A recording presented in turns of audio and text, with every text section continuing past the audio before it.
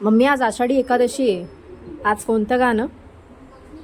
तशी तर खूप गाणी आहेत विठुरायाची, पण एक बोलते, मला आवडतं ते. देव माझा विठू सावळा, देव माझा विठू सावळा, माळत्याची माझी आगळा, माळत्याची माझी आगळा, देव माझा विठू सावळा.